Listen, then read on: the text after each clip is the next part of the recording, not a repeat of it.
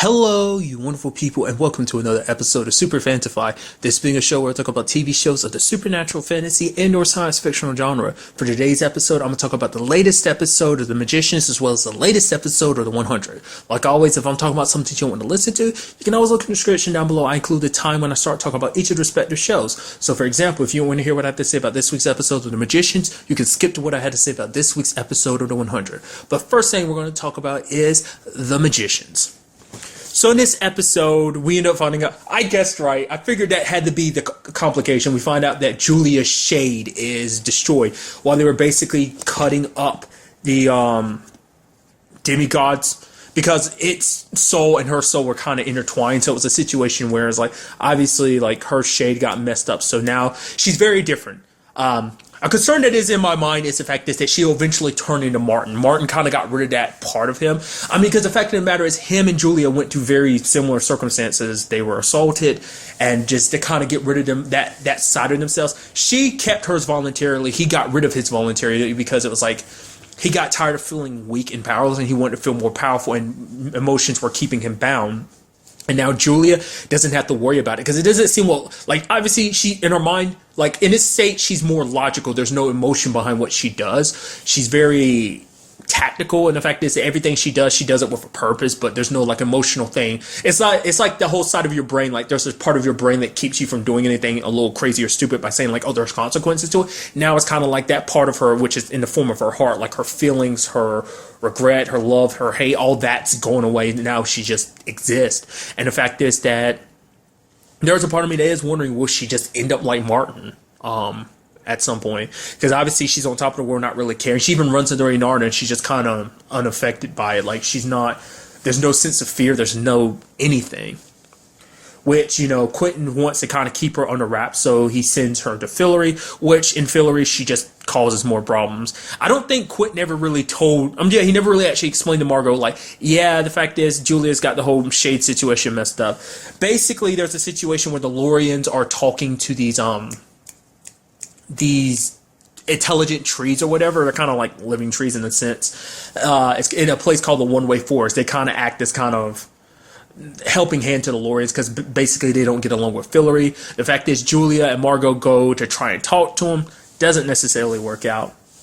There was a kind of quick note I want to kind of bring up. The fact is, because obviously initially Quentin was here in Fillory, but the fact of the matter is he went back to Earth because Margot was like, yeah, I gotta be there for your friends. She basically kind of quoted something from the Fillory books, which I'm like, all right. She, like, Margot is the way she is, but the fact is that she actually read the books, because Margot doesn't seem like the type that, like, really cares too much about knowledge and stuff like that. Like, she's just kind of like, for her, it seems like her and Elliot, it's like school is more so like a partying situation. But, like, yeah, she brought it up in the first season that she actually read the Fillory books, so she's kind of familiar with them too. That was kind of like, because it was kind of a situation of her actually being kind of like a friend for Quentin, actually quoting the books like that, kind of be like, oh, you gotta be there to help your friends and everything. And it's just like her being very heartwarming, because kind of run through everything. Like, you actually see a moment in the episode where she breaks down, because you never see Margot like that. The reason why she's breaking down, because the whole situation with Elliot, basically his consciousness is lost in between the two bodies. So they're kind of trying to draw his consciousness back into his original body, you know. Subsequently, since the golem ended up dying. But the fact is she's crying because she's acting like she's got everything under control, but the fact of the matter is she doesn't, because it's like she wants her best friend back, you know. And it's like, especially because a lot of stuff can't really be done, because, like, even as a high queen, she doesn't have the authority that Elliot has as the high king. Because, like, example, they didn't want to even listen to Margot because they're like, oh, you being here is an insult. Because even amongst, like, even though she is currently the only queen of Fillory, the fact of the matter is being a queen is just not like, being the king is a bigger deal than being the queen, and it sucks. So even in this circumstances where Elliot's out of commission, she can't even really do anything, which Julia helps, but only really more so to help herself. She catches the Lorian wizard, the one that made the castle disappear. Basically, she needs him to help her hide away from Reynard, basically a spell to basically keep her hidden. And then basically she gives a box to one of, I think their name are Dryads, the tree people. She gives him a thing that says, like, okay, give it to your boss. He gives it to his boss. All of a sudden, boom. I was like, I felt like it had to be something kind of trap or something. Turns out it was like an explosion or some fire, and she burned a lot of them, which is now like the fact is Margot brings it up, like everyone in Fillory is pissed. All the other trees are like, yo, this happened. It's like, what kind of messed up crap is this? You burnt our tree brethren, especially because those trees are extremely rare. They're actually endangered and dying out. So those are actually the last ones. So Margot's kind of in a situation like, you came in here and screwed things up. Yes, that seems like it might be something that might be fit. Like Julia went the extreme route. Obviously, that's something that maybe Margot might have done, but obviously Julia went up above and beyond what Margot would do. So, because Margot's trying to keep shit in order, so she's trying to keep everything under control. So she ends up arresting Julia, which my mind initially goes to like, oh, what that means is we're going to have a situation where Julia talks to, what was his name? The dude that's connected to Finn that's locked up, who's a Foo Fighter. I'm sure she's going to work together with him because it's like helping him get out with me, helping her get out. And it's like, yeah, you can do whatever the hell you want to, which obviously is going to probably cause complications. I don't know. I just don't get the feeling like Julia is going to stay locked up for long. I mean, Fillory isn't the most set place because there are brownouts, so that because magic is failing. The way Margot was like, yeah, it's like once or twice a week, sometimes twice a day that the magic is kind of like failing. So it's like, yeah, I don't want to try doing any magic, which I thought was going to. I mean, I'm sure it played some part in it, but it was never really brought up. The fact is, Quentin's doing the whole bond is my word with Alice, and it's like, yeah, the fact is you learn that information. He didn't really react thinking like, oh, I guess he was thinking maybe because he got his spell off in time it wasn't affected. Maybe it was, but maybe he just didn't really think about it. But nevertheless, well, now that I think about that too, like the fact is that they're brownouts. Maybe I don't know if their dungeons are necessarily locked by magic. So I mean, that's what I'm like, maybe Julia will kind of be able to do something. Maybe she won't, maybe if it's bound by magic, when Fillory, it's like magic kind of dwindles, it'll kind of open up and let her out. I just get, that's my mindset on it. I'm sure that's going to be the case. But on the other side of things, obviously you have Quentin helping, obviously because Julia needs to be out of the picture so they can, keep her safe from Reynard. So he's working with Penny and Katie to try and figure out the identity of Dana's son. Which because they're thinking like, well, Dana's son is still a demigod. He may not know who he is, but at the very least, he will be the one to be powerful enough to do a spell. Because there have been other spells to try and kill gods in the past by other magicians. Granted, they've never worked out. Also, side note, you end up finding out apparently gods in general in this show are dicks. Because apparently it's not even just Reynard. Like apparently Zeus, in the way Katie phrases, like him and his other frat bros literally went around kidnapping and raping women. So it's like, dude, it's not even just Reynard being a piece of shit. Gods in general in this world. I mean, to be fair, you have Ember, like I think it's Umber, literally taking a shit in a wellspring and then leaving. I mean, obviously, also doing the whole situation of removing that thing around Julia's head without really asking first, keeping that memory buried. I mean, it's just not the most benevolent god, and just to me not the smartest, and just didn't go about things the right way. So it's just kind of like, I don't know. But they ended up, interestingly enough, using this spell or whatever, which I love that whole conversation of like, Quentin's trying to pretend like he knows it because he's talking to Alice, but Alice is like, no, I'm not going to give you any information. He's like, like he's trying to have that whole conversation. Oh yeah, me and Alice would go back and forth, and I'd be like, no, you taking control of things, you will get 20 extra minutes. The other Alice is like, Alice inside of him is like 30 minutes, and just kind of having this whole negotiation. And you have Katie and Penny like, what the hell is wrong with you, dude? Are you like having an ADD moment or something? Like, what the hell is going on? Because I love the fact is that Penny can kind of tell something's up at first. He's like, he's like, yo, what's up with you? He's like, what are you talking about? It's like, yeah, there's something weird about you. And then the fact is, he's like, stop singing a song trying to get me out, like, to not focus on this. Because apparently his brain is kind of leaking. But later on, he puts up powerful wards. And then Penny's like, okay, the fact is, how the hell do you know powerful wards like that to keep me from inside your head? So I thought that's kind of a nice touch that Penny, because Penny never really noticed before, but it seemed, because as we find out later on in the episode, it's killing him, having a Niffin. Like, it's pure raw magic living inside of his body. It's taking its toll and it's killing him. So I'm guessing that's why she was leaking out, like, because it was too much for his body to handle. So it started kind of, almost you can think of it like magic started leaking from his pores. It's kind of how I think about it. So, but getting back to it, they ended up finding the hospital where the baby demigod was adopted at, but Dana did a good job of covering up his face, which is also another thing too. I forgot to comment on. The fact is that Dana I was right about the Julia situation, and I was right on both times when I was like, yeah, obviously the whole Dana situation gonna play out the way it did. She told Reynard about the baby, which, like, the way his conversation went made it seem like he did know, because he was like, yeah, I left you alone on purpose. But now it seems like, I mean, he was obviously pissed about the whole baby situation. And it's like, now you've gone and done a stupid thing like that. But he ended up getting the information about Dana's baby as well. So he's like, oh, where's my other kid at? So I guess in that particular situation, it's going to turn into a race. Who can get to him first? Because if Reynard can get to his son first, I mean, he might just kill his son just so he doesn't have to worry about the fact is that them using him against him. Or it might be a situation where he's like, oh, I'm a proud papa. The fact of the matter is, you're my son. You're a demigod. Let's revel in it. Let me show you what you're truly capable of. Type of situation. But getting back to Quentin and the whole Alice situation, it's like, obviously he's got to deal with the fact is that Alice is constantly throughout the episode taking over his body. And the fact is he's kind of blacking out. His consciousness is blacking out, so he can't know what she's up to. At one point, I love how he just wakes up and sees her like, oh my God, what did you do? You're not supposed to hurt anyone. You killed this child. It's like, it's not a child. It's a monster. It's an angler monster thing, which it's much like, because I'm pretty sure the angler is the one that uses that little light on the front. Basically, it's a thing that at the very least, it's a monster-sized fist that basically acts like it has bait in front of it and make you think it's one thing. In this particular case, make itself look like a little girl, but it has like a tentacle from its back, and she basically tortured it and was like, yeah, Quentin, we better get out of here before the rest of it comes up. And, it's because it's super pissed at me right now for doing what she did.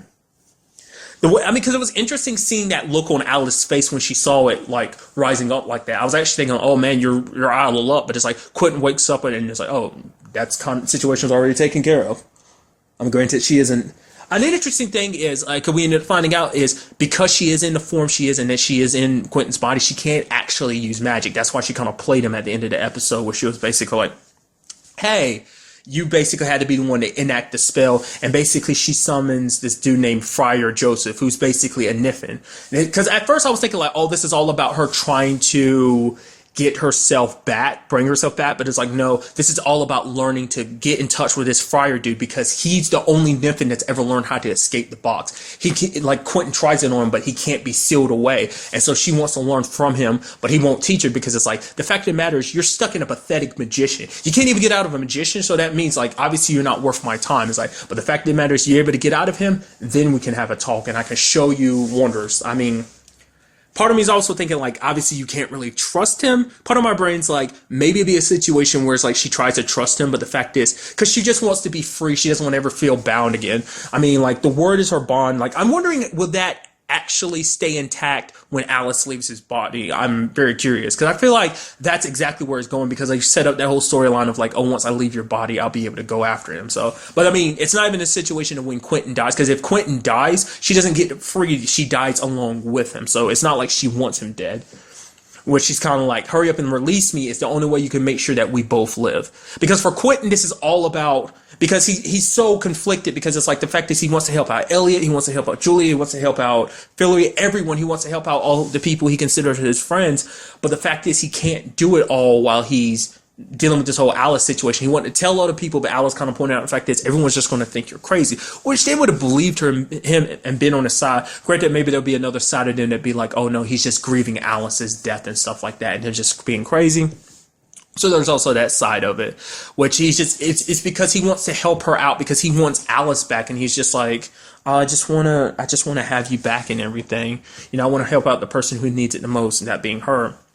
But then you had the moment of her being like, aw, the fact is, Quentin, you are pathetic. And like I said, I brought it up, I would have to bring it up again. I love the actress who plays Alice. That does a very fantastic job of just showing you a completely different side of the character. She is really big into shit talking and tearing people down, especially in like Quentin's case. Like, oh my God, you're so pathetic, you're disgusting. On times she makes it seem like she's okay with Quentin, but now like the fact is that she missed her chance with Friar Joseph. She's like, oh, you disgust me. Which in this episode, like I said, Katie ends up knocking Quentin out, and then Penny takes a look and finds out about Alice inside. So they're going to deal with that situation. But quickly talking about Katie and Alice, and Penny. obviously there's ramifications like from everything that's happened between them. It's like obviously Penny wants a little more, but Katie's like, no, it can't be like that. I mean, obviously we should talk, but the fact is Penny kind of doesn't want to, so he's kind of like, oh, we'll keep it professional, which is like, obviously you're not going to, because obviously there's some deep shit between you two. You both care about each other. You're just not, and you have Katie being very self-destructive because it's like, oh, she's like recovering from the fact is that she was on drugs all the time, trying to deal with the whole numbing herself from the whole Reynard situation, and now still numbing herself she's like, oh, I used to drink for fun, now I'm just drinking just so I don't have to get up, And she's kind of pushing Penny away, trying to be like, oh, I'm not your girlfriend, you're not my boyfriend, kind of almost saying like, we'll never be anything, so stop trying to be there for me and stuff. Which, obviously, like, when someone's hurting a lot, they push people away because they don't want to let someone in, and, I mean, just human nature. Which Penny deciding to help her, trying to help out with this whole Reynard situation, because she's kind of everything she's doing is trying to keep herself together, keep herself from falling apart, going off the wagon, and just in general falling apart before helping, Julia with this whole Reynard situation. On both her side of just wanting to take Reynard out because he killed all her friends and hurt her friend, but as well as getting payback for what, I mean, just all on its own, what he did to Julia as well. So, I mean, granted, what he would have killed Katie too for that. So, so yeah, Penny making a deal with the librarian, because she brought it up originally, like, oh, Mayakovsky, he can help you with the whole hand situation. I mean, granted, there's no guarantee about that. So the librarian is like, oh, I can help you with that, but basically I have to sign a contract that basically up until his death, I think his death on is kind of how like the point up till he's about to die, till his death, he basically has to be a magical and physical labor for the library, and that basically his sentence will be about 1,000,000 years. So now he kind of has to suffer that, which, for Penny, he's like, it's worth it because I'll be able to help the woman that, he's like, yo, I love you. The fact of the matter is, that's what it is. I care about you. Like, the fact of the matter is, I'm supposed to be dead anyway, because obviously, him, Margot, and, Elliot all died at the end of season 1, but Alice is the one that brought him back. So it's like, I might as well take this second chance I was given, and spend it on a woman I love. So it's like, oh, that's a little sweet. Because I want those two to be together, because it's just obviously you two click because you're like two like badasses that kind of do what you want to. You kind of they're essentially the cool kids, if I had to kind of put it in like the school hierarchy. So. And we also, I kind of skipped over it, but the fact is we have Elliot coming back at the end, which I also love that whole like speech Margot gave. She's like, I promise you, Finn, everything that, Elliot was going to go for, I'm going to do it. I'm going to be here to protect your baby. The fact of the matter, I'm going to fix this whole situation so we can get like kind of unravel this whole war situation, as well as the problems that have kind of been created by Julia with the trees and everything. It's like, I'm gonna do all that, even if I have to burn the world, like, burn up all these rules about like only a high king can do stuff. It's like, I'm gonna do it, even as a high queen. I may not be as powerful as Elliot when it comes to this whole monarchy situation, but I'm gonna damn it do my best. And you have Elliot waking up at the end and being like, oh, listen to King Bambi. And he's like, oh yeah, I should relax because, you got it all under control. She's like, yeah, I do. But, I'd rather, be by your side, while we do this together, which is like, stop hiding your feelings, Margot. The fact of the matter is you were literally crying because you thought you were going to lose your bestie, and you thought you were faking it, pretending like you had it and everything under control, when it's like you can't do. I mean, that's the big message behind it. You can't do everything on your own. Quentin trying to do everything on his own because it's like because everyone's got their own situations, and I guess for Quentin it was a situation where it's like, I don't want to involve everyone else because they got to deal with their own shit, so I mix up my own problems with theirs. It's kind of how I'm seeing it. So overall, a very good episode, and I'm very excited to see where everything takes us next episode.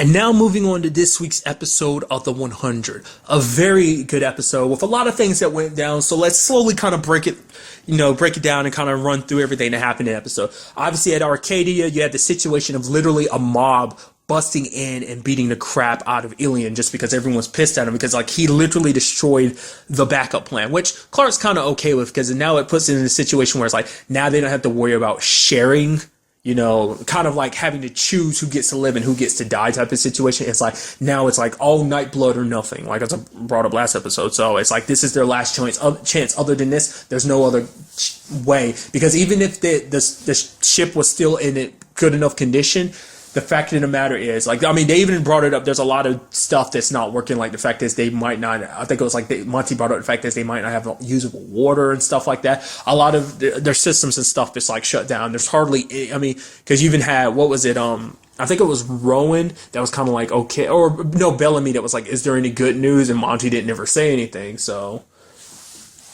obviously everyone is up in arms because it's just kind of like that was kind of like one of their last chances. The guy that's kind of leading it, he kind of brings it up. The fact is that he has a 5-year-old. That's what it was about. It's like not he was going to get a spot, be one of those 100 and give it to his child because it's like this isn't about me. This is about my child's future. There's a lot of people that are screwed over now because of Ilian, and you have Kane as well as Nyla and Monty all trying to keep the peace, which there was kind of a moment between Kane and Clark that I thought was kind of interesting. How Kane originally wanted to go, but Clark was like, no, you're the chancellor. They need you now, especially with this things kind of being as they are. And it's like, don't worry, I'll send my love to my mom. And he's like, okay. And he's like, for that, I'm also going to stay. I'm going to make sure that you have a home to come back to. And he hugs her. And you almost see this moment where you see Clark almost a little awkward because it's like, we've never seen her and Kane have that kind of relationship before. But you see her kind of kneeling down and kind of accepting it, kind of almost hugging him back. Kind of is like, I mean, mainly because they have been through so much together too, but I was wondering, is it a situation where she felt a little awkward because, you know, he is dating her mom now, but it's a situation where it's like, do you think on some level she's thinking like, I mean, it's a situation where her mom needs to be happy too. It's like, she knows what it's like to have the person you love killed. I mean, she's had it happen twice. First it happened with Finn, and it happened with Lexa. So I'm thinking it's a similar circumstance of like, she understands like if my mom wants to be happy, she'd be happy. I mean, granted, maybe she has some problems with it that she's not letting on. But to me, that was kind of to me, almost like an accepting type of situation of like, I'm fine with you dating my mom. Just like, it's okay. Thank you for making her happier. You know, I mean, that's at least how I was looking at it. So, but we also had the situation of, well, really quickly, Bellamy and Octavia, which would go back to the fact is Octavia still super pissed at Bellamy. Like I said, conversations so far kind of made it seem like maybe they had kind of buried a hatchet in a sense. But I mean, granted, she never had long extended conversations with him, but, he's like, the fact is you saved a lot of people's lives. And she's like, get out of here. And he's like, oh, the fact is you still played a part in Lincoln dying because you worked with Pike and everything. And he's like, but the fact is, like Octavia, which she's like, I'm not Octavia anymore. Octavia died the moment Lincoln died. And she's like, he's like, I'm your brother. And she's like, yeah. That's the only reason why you're alive. Just because, like, obviously she's still hurt about the whole situation to the point that she was even going to help them deal with Ilian, which Ilian does bring up the point. He didn't know. I figured as much. He didn't know about the whole situation. Like, if he had known, it does seem like he wouldn't have done it if he had known if like the radiation was coming to kill them all. Like, he wouldn't have done that. He's like trying to ask Octavia to tell the others he's sorry. The fact is he didn't mean that, but she's kind of like, a sword basically doesn't accept sorry. Like, we see Octavia is just very damaged. She's kind of taken her own.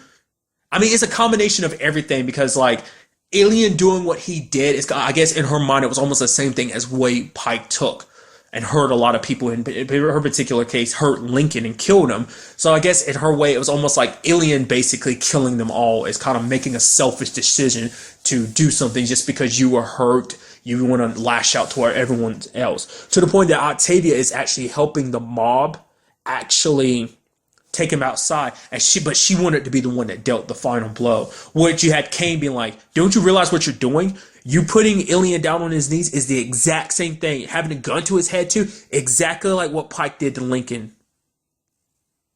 Kind of bringing up the fact is, because that was something I was thinking too, is like, what makes you any different than Lincoln? Yes, Ilian messed up, but the fact of the matter is, that doesn't justify you doing what you're doing, because the fact is, doing what you're doing makes you no different than Pike. Because the whole reason why they were trying to do this, like, Kane is trying to avoid it, and so is Jaha, because he ends up lying about the acid rain coming so that everyone runs inside, because he doesn't want everyone to have that mob mentality of like, oh, once they kill, because if they kill him, that's going to just release the darkness in them, and it's going to make them, they won't be the same people that they are. Like, because once you've killed someone, there is no going back. Which for Octavia, she's like, the fact is that, it's like, don't do this, you'll just be a murderer. And she's like, the fact is that she's already one. So it's just like she's lashing out because she's hurt so much and she doesn't know what to do with it. It's like, Because before now, the person that would have been able to help her was Lincoln, and it's like now that he's gone, she feels like she has nothing. I mean, especially with everything as it is now, she doesn't have Tree Crew because most of them are gone. She doesn't know where Indra is, which, I mean, obviously she runs off at the end of the episode, so maybe she'll try and track down Indra. She's still a little wounded, but it's just like she couldn't bring herself to stay there because it's just, everything is just too much to handle. Because I guess it's a situation where Octavia is conflicted because it's like she doesn't want to be Octavia anymore. For the longest time, she stopped kind of just being Sky Crew Octavia because for the longest time she was trying to be part of the Tree Crew because she kind of wanted to leave Sky Crew behind because it's like, yeah, her family and her friends were there, but more so than anything, Lincoln was part of Tree Crew and all she wanted to do was be with him. So now it's a situation where it's like she finds herself still struggling with who she was as Octavia versus who she is as the Sky Ripper, you know?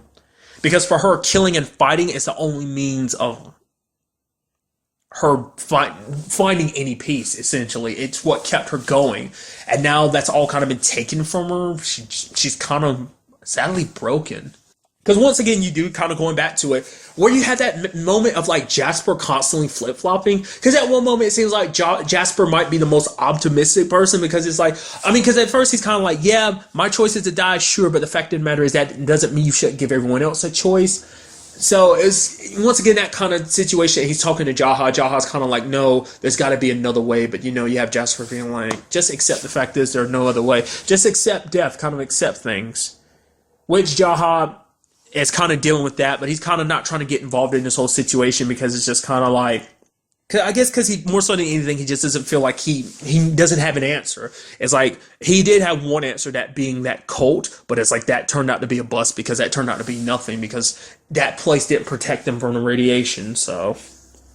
But luckily, words from Monty being like, the fact of the matter is, you need to do this because if you don't, your son would be disappointed in you. Because the last time he really thought about his son was when he originally left the Ark and came here to Earth, because he had that illusion of his son, of Wells as like a baby kind of, or as well as an adult kind of leading him. He's like, oh, I've got to protect this baby. I've got to live to protect this baby. Obviously it was all in his head, but that's the last time he really ever, I mean, he's always thought of Wells, but it's like, that's the reason why he worked with, Allie so much, because he just wanted to forget the whole City of Light, with the whole City of Light situation. But, also in this episode, we deal with the situation at the facility with Raven and Murphy, obviously going back and forth. Murphy's being there trying to, in his own way, be supportive. He's meant to be there just to kind of keep an eye on her, which you had the moment where Raven just kind of snapped and attacked him and was basically calling him a piece of crap. I mean, not just straight up attacked him. She like punched him a couple, decked him in the face and started hitting him more, basically calling him a coward. And the fact is that he's only here for himself. He's selfish and stuff like that. He's a worthless piece of crap. What you have Luna come in to calm her down. And, you know, obviously Murphy kind of hurt by it, just kind of walks away. It's kind of interesting because him and her kind of buried the hatchet last episode because she brought it up. The fact is that obviously she has her low opinion of Murphy, but the fact is that he helped her out and everything last episode. She was kind of like, I'm sorry for being so rough on you. He's like, oh, the fact is, I mean, because he even made a joke about it last episode being like, oh yeah, no, not last episode, but like the episode before last being like, oh, don't get too caught up, don't like fall in love with me too much, Raven. The fact is, Amori won't appreciate that.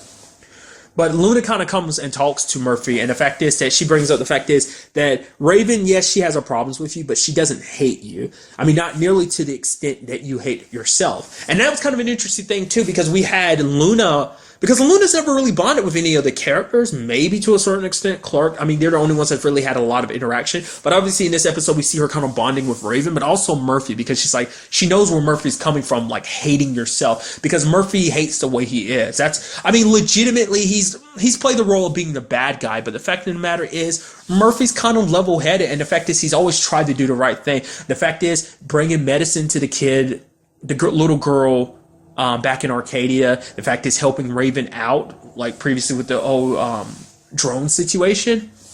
The fact is, yes, Murphy has been that way, kind of selfish in the past, but the fact is that he is trying to make up for it. Like, yes, there's obviously the need for survival for him and Amori, but the fact is, he uses that as a front because it's like, because even Luna's like, I know you're actually a good person, and that's why you hate yourself so much, because you don't want to be like that. And she brings up the fact is that she understands that because as with Nightblood in her system, obviously she was supposed to train to become the commander. So killing became like second nature to her. Like she even got to the point that she enjoyed it, and she hated that. Looking back, she hated the fact that she enjoyed it. She even had to kill her own brother for the sake of that life. And she's like, the fact is, I could leave that all behind and be at peace. You see how I am now? I am at peace. And she's like, you could be the same way, Murphy. But Murphy's kind of like, nah, because peace is kind of overrated, because it's the ones that keep fighting that end up, who kind of live for the fight. They're the ones that kind of survive this. But we did have a moment of like, Murphy and Luna helping Raven out because she's trying to figure out this whole situation. And Murphy's kind of like, oh, the fact that you're trying to do it so perfect, screw perfection. And then Luna was kind of like, oh, why don't you like land it in the ocean or the sea or whatever? And then Raven's like, oh, Luna, such a great idea. And Murphy's like, Luna, really? Like, I'm here too. Which he does give the suggestion of like, if she has such a problem with this system, why not pilot it herself?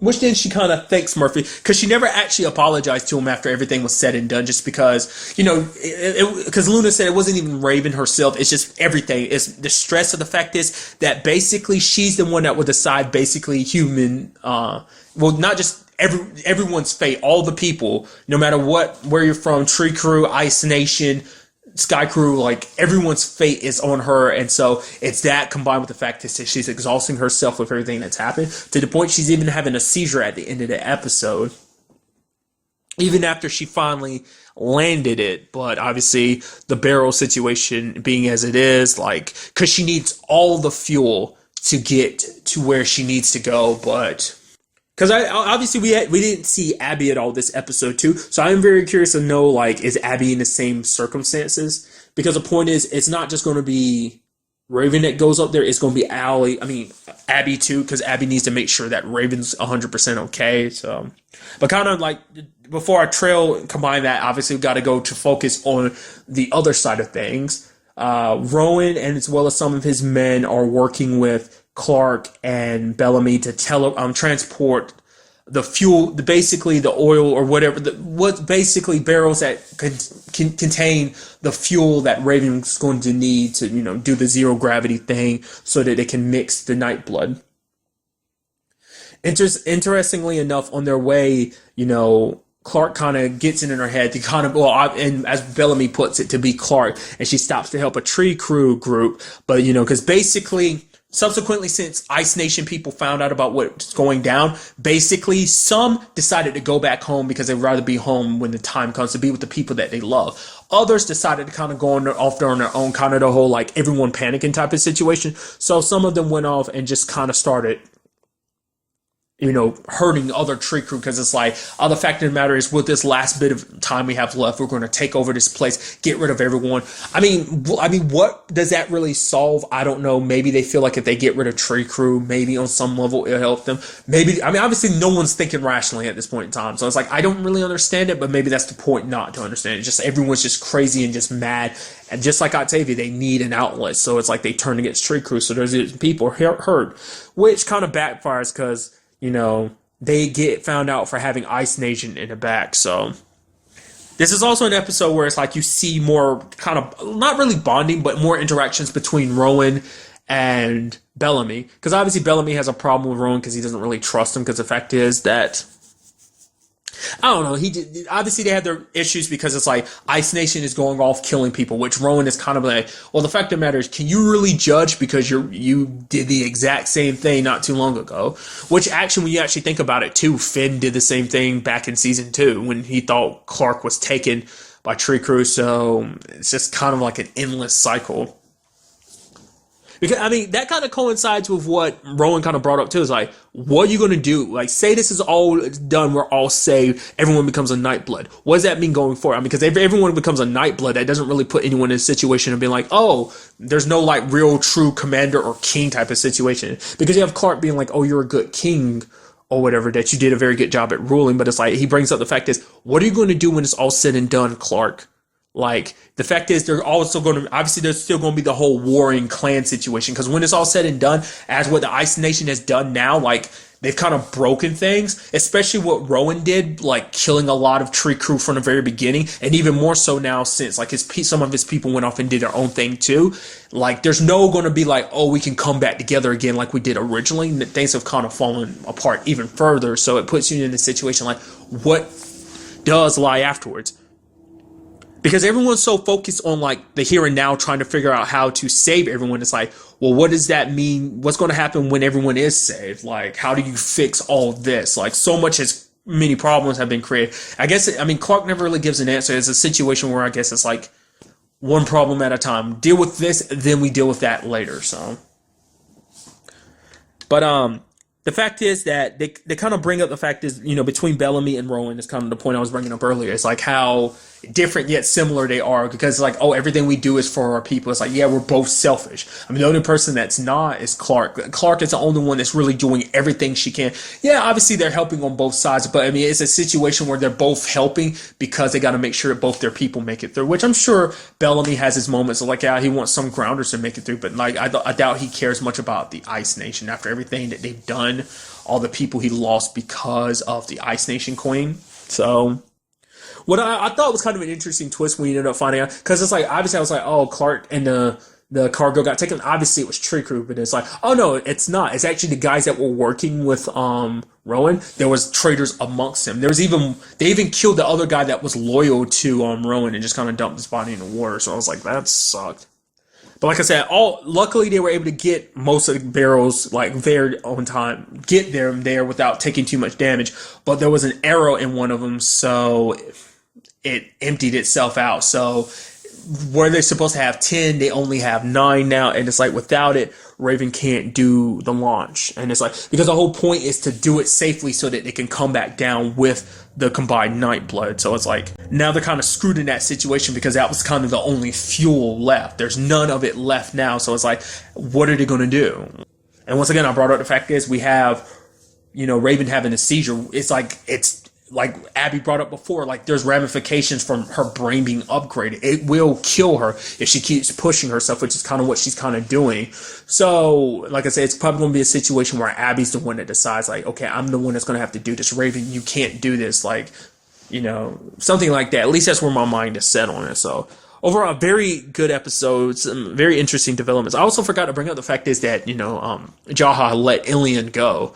So that's kind of interesting. I mean, once again, trying not to tempt anyone to kind of take his life. Makes you wonder, where is he going to go from here? Because it's like, the radiation is coming, and it's like, I don't know. Like, I mean, he can't really go anywhere. I mean, especially because, like, the warring clans and stuff like that. Ice Nation is taking down anyone, like, Tree Crew related, so I don't know. Also, the whole Nyla and Clark thing. It's kind of sad because, like, you see Clark at the very beginning of the episode kind of sit up in her bed and looking at a picture of, like, a drawn picture of Lexa. And even have Nyla being like, oh, like, Lexa would be proud of you. Because it's like you're doing, trying to save everyone. And, like, that's what she wanted to do. And you're kind of continuing that to uphold that ideal. So it's a situation where it's like, because I forgot there was a bit of a thing between her and Nyla. Wasn't it like around the time she became Juanita between season 2 and season 3? There was kind of something that, no, I think that started at the beginning of season 3 or around the beginnings of season 3, I think. But yeah, it's a situation where Clark does deeply care for her. So it's a situation where it's like, now part of me is like, don't tell me this means you're going to make it so that she dies. Because it's like everyone's special to Clark, you kill. You killed Finn, you killed Alexa. It's like, next thing you know, it's like Nyla's going to die because you're getting attached to her. Just, because even to the point that, like, Clark is like, yeah, I want you to stay here because obviously, like, certain people are obviously going to get priority when it comes to this type of situation. So she's like, I want to make sure that you're here so that when the Nightblood solution is created, you can get some too, So obviously looking out for her. Something that always crossed my mind, like this is something I thought about back in season 1. I don't know. I don't remember if I ever brought it up when I was talking about some of the episodes last season, but I always thought there would have been a Bellamy and Clark situation. That's where I thought it was going to head, just because them being two leaders. And it seems like it's more like a friendship, but it seems like it could easily become more if needed be. The fact is that she was like, oh, because she's basically like, you and Octavia will make up. It's like, yeah, it's going to take a while. I said it would. But the fact is, your family, but even Bellamy's like, yeah, you're right. Because the fact is, I'm not going to give up that easily. She's my sister. She might be mad at me, but oh well, I'm going to stick it out there because she's my sister. But, she's like, but Clark is like, yeah, as soon as she realized how special you are, you almost have Bellamy looking at her like, wait, what? And like, so that's why, to me, that's always been a thing in my head. I was like, Bellamy and her would they'd make an interesting couple. I think they'd make a cute couple, but then again, I'm like, I don't know if it'd be as cute as Lexa and Clark. Because it was, to me, when it came to Lexa and Clark, they were almost like water and oil. I don't know. Probably more like oil and fire. It depended more, like, obviously they kind of didn't mix. I feel like they started off like oil and water, but then eventually became kind of fire and oil that they kind of burned together.